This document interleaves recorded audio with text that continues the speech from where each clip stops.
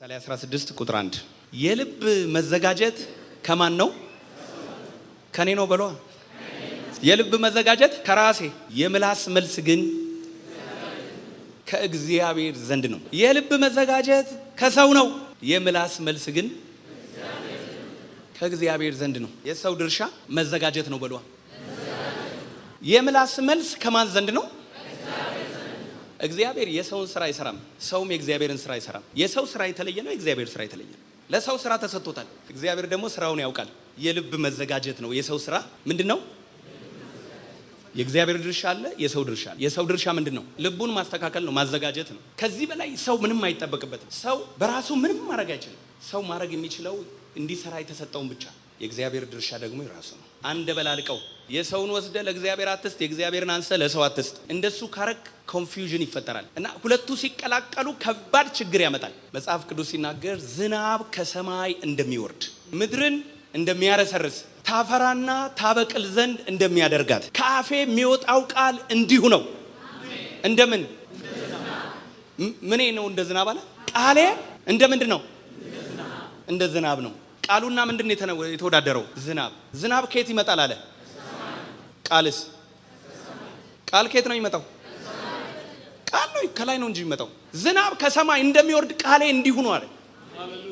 ምድርን ምን ያረጋታል? ያረሰርሳታል። አመዷን አቧራዋን ሁሉ ያረሰርሰዋል። የተሰነጣጠቀው የደረቀውን ሁሉ ምን ያደርገዋል?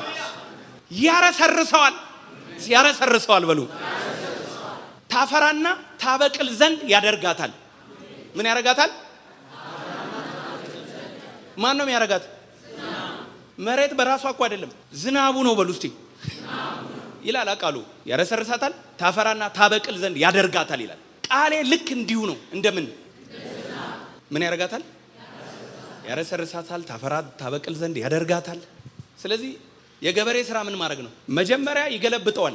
ለምንድነው የሚገለብጠው? መሬቱን የሚገለብጠው ውሃ መግባት እንዲችል ነው። እድል ነው የሚሰጠው። ውሃ ወደ መሬት ካልገባ ምንም አይነት መረስረስ የለም፣ ማፍራት የለም፣ ማብቀል የለም። ስለዚህ ውሃ ወደ ታች እንዲገባ መሬቱን ይገለብጠዋል። እንደዚህ አስፋልት የሆነውን መሬት ግልብጥ ሲያደርገው አፈሩ ይመጠዋል፣ ወደ ውስጥ ይገባል። ከዛ ያርሰዋል፣ ከዛ መስመር ያወጣል፣ ከዛ ይዘራል። ከዘራ በኋላ ገበሬ ዋይዝ ነው፣ በጣም ብልጥ ነው። ምን እንደሚል ታውቃላችሁ?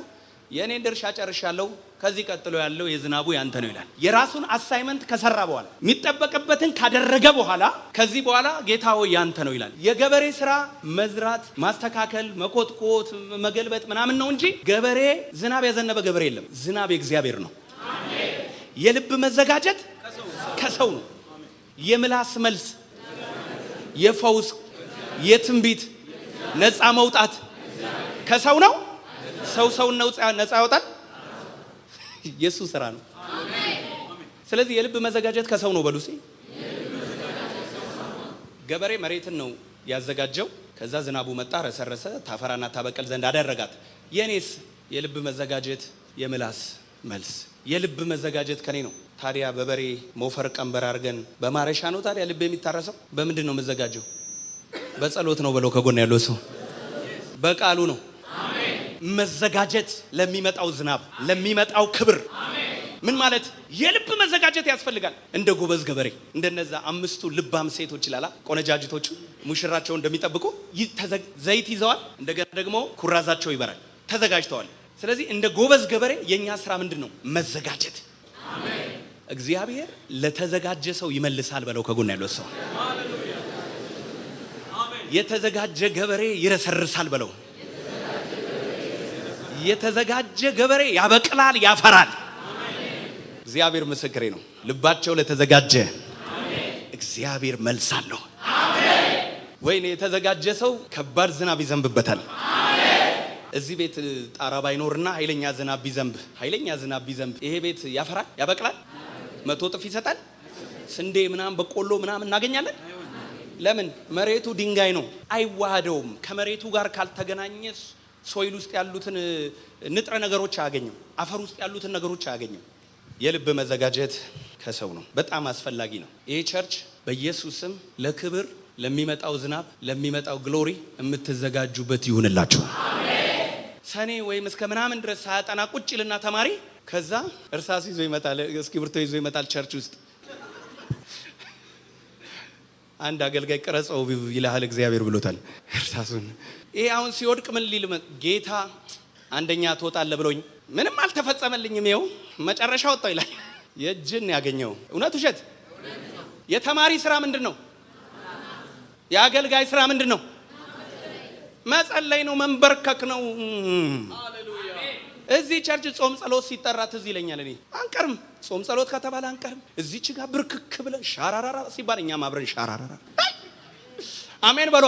አሜን ሲዘመር ዣላቫና ማካታላባሲ አካታ አግኘኝ፣ ንካኝ፣ ቀባኝ፣ ይሄ ቅባት እንዳልፈኝ። የእግዚአብሔር ቅባት መጥቶ አይመለስም። አንድ ሰው ጮሆ አሜን ይበላ። አሜን ካልባረከኝ አለቅም ነው የሚባለው። የምን ወሬ ነው እንደዚህ ያሉ? ያው እንዲህ ብለው ቀሩ። ኖ የኔና የእግዚአብሔር ስራ የተለያየ ነው። ያለኔ ዝግጅት ክብር ቢመጣም ለሞት ነው። ኢየሱስ ጌታ ነው። ስለዚህ የኛ ስራ ምንድነው? እንደ አማኝ እንደ ክርስቲያን በጊዜው መዘጋጀት። አረ አንድ ሰው አሜን ይበላ። አሜን የተዘጋጃችሁ ሁኑ። አሜን ነካ አድርገው ከጎን ያለው ሰው የተዘጋጀ ሁኑ በለው። አሜን ሳትቀላቀል ያንተን ኃላፊነት ተወጣ። መዘጋጀት ባለብህ ሁሉ ተዘጋጅ። ማድረግ ያለብህን ነገር ሁሉ አድርግ። ከዛ በኋላ መጽሐፉ እንደነው የሚለው the heavenly father who prosper us የሰማይ አምላክ ምን የሚያደርግ የሚያከናውን። እጆቻችሁን ከፍ አድርጉና በሉ እስቲ እግዚአብሔር ያላከናወነለት ሰው አለ እዚህ ቤት? እስቲ እግዚአብሔር ባለዳ ነው የሚል እኔ እግዚአብሔር አንስቶ ጥሎኛል የሚል ሰው አለ? የለም፣ ሊኖርም አይችልም። እግዚአብሔር ታማኝ ነው። ታማኝ ነው። የሰማይ አምላክ ስራው ምንድነው? ማከናወን፣ ማጽደቅ፣ መባረክ፣ መክፈት ነው። እድል መስጠት ነው። አረ አንድ ሰው አሜን ይበላ። አሜን የእግዚአብሔር ስራ በእግዚአብሔር ስራ አትጠራጠር በለው ከጎን ያለው ሰው። እስቲ አንድ ሰው ጮሆ ታማኝ ነው ይበል። ታማኝ ነው። እዚህ ቸርች ስገባ በዚህ በኩል እነ ጤንዬ እነ ጸገነት አበባ ይዘው ሲቀበሉኝ ምን እንደምል ታውቃለህ? ታማኝ ነው። ያከናውናል። እሱ የማንም ባለዳ እሱ በዘመኑ ሰው ጥሎ ማንን እንደጣለ እግዚአብሔር አንቺን ይጥልሻል። ነካ አድርገው ከጎን ያለው ሰው ማንን እንደጣለ አንተን ይጥልሃል ብለው። ታማኝ ነው ማለት እሱ ላይ እንዳትጠራጠር ብለው ከጎን ያለው ሰው እሱ ላይ ይጥለኛል ብለ ይረሳኛል ብለ ያዋርደኛል ብለ የሆነ መንገድ ላይ ጥሎኝ አላቅም ሊለኝ አይችልም። እግዚአብሔር ባህሪው አይደለም በለው ከጎን ያለው ሰው። ሰውን መጣል ባህሪው እግዚአብሔር አይጥልም። እግዚአብሔር አይተውም። ስለዚህ በሰማይ አምላክ በእግዚአብሔር ስራ አትጠራጠሩ። እኔን ማየት በቂ ነው። አመዴን አለው ብሎ ከላይ ብሎ አመዱን አባረረው። ሌላ እኮ እንትን ምልክት አያስፈልግም እኮ በቃኛ ራሱ በቂ ነህ። ሰው እንደማይጥል እኔ በቂ ነኝ። እንትና የለኝ ብቻውን ተአምራትን የሚያደርግ እግዚአብሔር የተባረከ ይሁን። ስለዚህ የኔን ኃላፊነት ልወጣ። ችግሮች ሁሉ ጊዜ ከኛ ናቸው። ጦርነት ከምኞቶቻችን ነው የሚመጣው ይላል። የኔ ጠላት ዋናው ታውቋል። ጠላቴ ታውቋል፣ ተይዟል።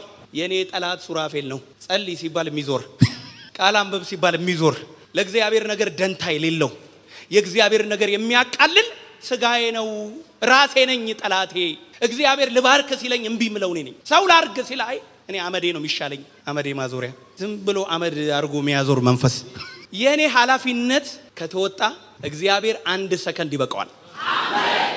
እግዚአብሔር ዛሬም ቢሆን ሰውን ማግኘት ይፈልጋል። አሜን። ግን ምን አይነት ሰው? የተዘጋጀ ሰው የማያሳፍር የወንጌል ሰራተኛ ይሆናል። አሜን። ከጎን ያለውን ሰው ተዘጋጅተ የሚመጣ ቅባት በለው። ላንተም ለምድርም በረከት ነው የሚሆነው በለው።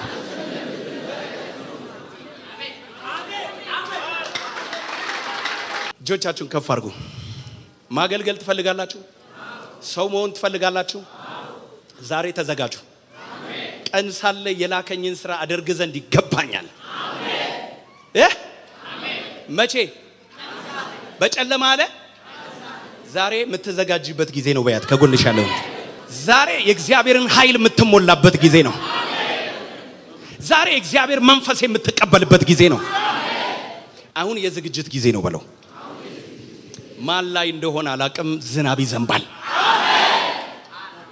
ማን ላይ እንደሆነ አላቅም፣ የሆነ የኋለኛው ዝናብ እየመጣበት ነው። የሆነ ሰውን ፈልጎ እግዚአብሔር እዚህ ቤት መጥቷል። ምን አይነት ሰው ካላችሁ ልቡ የተዘጋጀ የልብ መዘጋጀት ያለው ኮስተር ያለ ከጎናችሁ ያለውን ሰው የመጨረሻ እንዲበሉትና እንጨርስ። የልብ መዘጋጀት ከኔ ነው ብለው። አትቀላቀል በለው። አንተ ከተዘጋጀ በለው ዝናቡ ይፈሳል፣ ቃሉ ይመጣል። አረ አንድ ሰው አሜን ይበላ። ተዘጋጅቶ ያለ ሰው አለ? ዛሬ እግዚአብሔር ያገኘኛል ያለ እንደ ዝግጅት ይሁንልህ። በእውነት የተዘጋጀ ሰው ከእግዚአብሔር ዘንድ ባዶ እጁን ሆኖ አይወጣም። ነካ አድርገው ከጎን ያለው ባዶ እጅን ሆኖ አትወጣም በለው።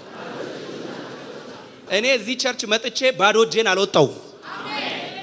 ደብል ፖርሽን አኖይንቲንግ፣ ሁለት እጥፍ ቅባት ተሸክሜ ነው የወጣሁት።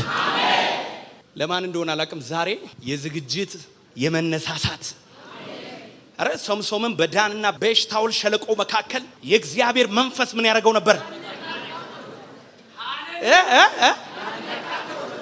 ወይኔ ዝግጅት እንዴት ጥሩ ነው በለው። ከጎን ያለው ሰው የተዘጋጀ ሰው ይሆናል በለው።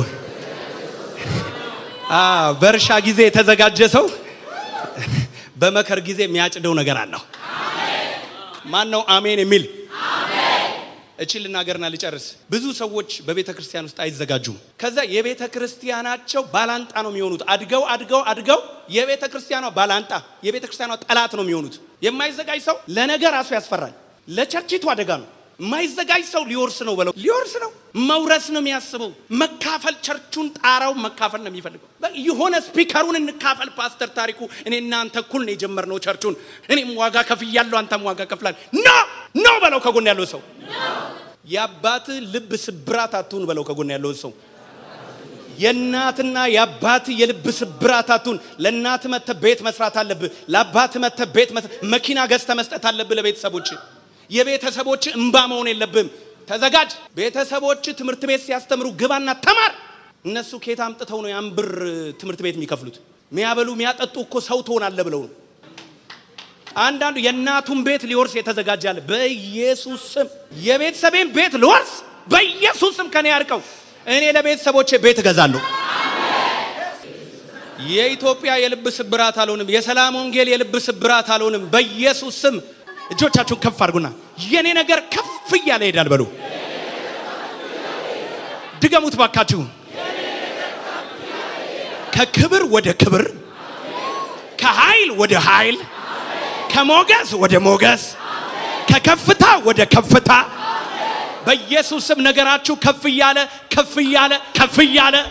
እያለ በሉ እስቲ ከፍ እያለ ይሄዳል። ሃሌሉያ። የሆነ ሰው እንደ ዛፍ ሆኖ ነገ እናየዋለን። ዛሬ እንደ ሰናፍንጭ ቅንጣት ትንሽዬ የሆነ ሰው ነገ ትልቅ ዛፍ ሆኖ ብዙዎችን እያስጠለለ ብዙዎችን እያጎረሰ ለብዙዎች አባት የሆነ ለብዙዎች እናት የሆነች በቅርብ ጊዜ አይሃለው በለው። በቅርብ ጊዜ አይሃለው። ከፍ ብላ አይሃለው። ተሹማ አይሃለው። ተባርካ አይሃለው። ስትገባ አይሃለው። ስትይዘው አይሃለው። ሲሳካላ ያለው፣ ሲቃናላ ያለው፣ ሲከናወንላ ያለው ያንተ የክብር ዘመን ነው። ብዙ ዘመን አልቅሰሃል። ብዙ ዘመን ጾመሃል። ብዙ ዘመን የእግዚአብሔርን ፊት ፈልገሃል። ሜክ ኢት ኦር ብሬክ ኢት፣ ወይ አድርገው ወይ ግደለኝ ማለትን ጀምረሃል።